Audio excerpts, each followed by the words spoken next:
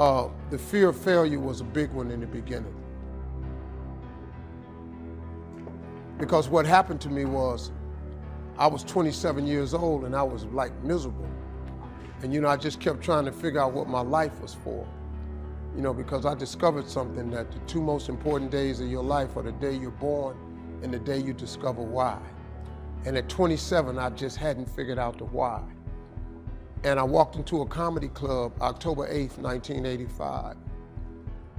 First time ever in a comedy club. Didn't even know comedy club existed. I actually went there on a dare. A girl dared me to go to this comedy club because she knew I was funny. I won amateur night that night, October 8th, 1985. I went to work the next day and quit my job. I won $50 and I went to work and quit my job. The day I quit, my boss, as I put my box on his desk and told him I was leaving to be a comedian, he talked me right out of it. He said, "Steve, you're not even funny." He said, "I've never heard you say anything funny since you've worked here. I've been selling insurance for 2 years." He said, "Are you kidding me? You've got a family. You put that stuff back on your desk and I'll give you your job back. But don't you ever come in here again with something ridiculous. You're gonna be a comedian." I took all my back to my desk and put that back on my desk. Dude named Russell Middlebrooks came up to me and said, "Hey Harv, I thought you was quitting today, man." I said, "Nah, I talked to Tom and he told me I wasn't funny." He said, "He don't know you." He said, "Dog, you the funniest dude I know." He said, "Man, see," and then he looked at me, he was so hurt. He said, "Damn, dog, I told everybody you was leaving today." He said, "Man, I can't believe you letting that tell you what to do." And he swole me back up because I had been deflated. And I took that box right back in and I said, "Tom, hey man, I'm really funny, I'm gonna make it." He said, "I'll tell you what, you leave out this door, don't ever come back in here again." So I tried to shake his hand. I said, "I'm not shaking your hand." He said, "You're making a huge mistake leaving your family out like this." He was right, I became homeless. And I made a big mistake. I became homeless, I lived in a car for 3 years. Probably about 20 years after that, he was at a show. And he said, "I came to the show, I saw this Steve Harvey." He said, "I couldn't believe it was you." He was backstage, he said, "Oh my God, I always knew you were gonna make it."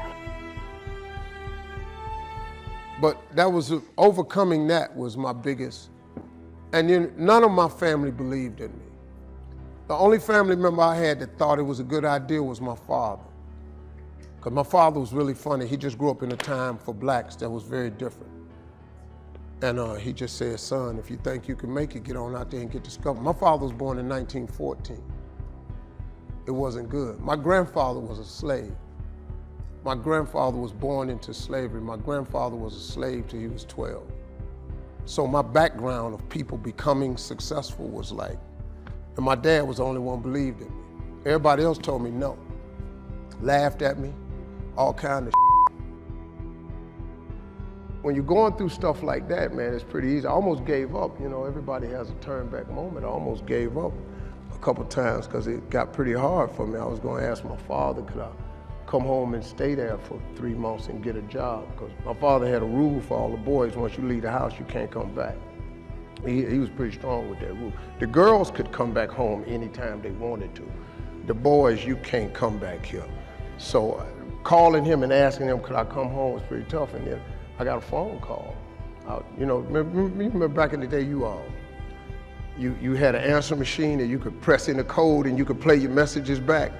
I was about to give up and I pressed the code one day, and there was a guy named Chuck Sutton from Showtime at the Apollo. And he said, "Hey, we got a gig for you Sunday night. If you can get here, we'll put you on TV Sunday night." It was a Thursday. I'm in Florida. I got $35. I'm homeless. I'm fitting to give up. And I didn't have enough money to get to New York. And I sat there and I started crying on the side of the road, man. I said, "Man, I finally get my shot to be on TV and I can't even get there." So I sat there, when I got through crying, I said, "Man, let me call back and see if he said this Sunday." So I picked up the phone and I dialed again, and they said, "Yeah, this Sunday." And I got ready to hang up, but another message had come through since And it said, doop. He said, Steve Harvey, this is Tom Sobel from the Comedy Caravan. If you're anywhere close to Jacksonville, Florida, if you can get there Friday night, I got $150 for you. I'm in Pensacola. So I jump in the car, I got $35. I drive to Jacksonville, Florida at the Punchline. I do the gig Friday night, they give me $150. I did so good, the guy asked me to stay over Saturday night. He paid me another $150. I got $300.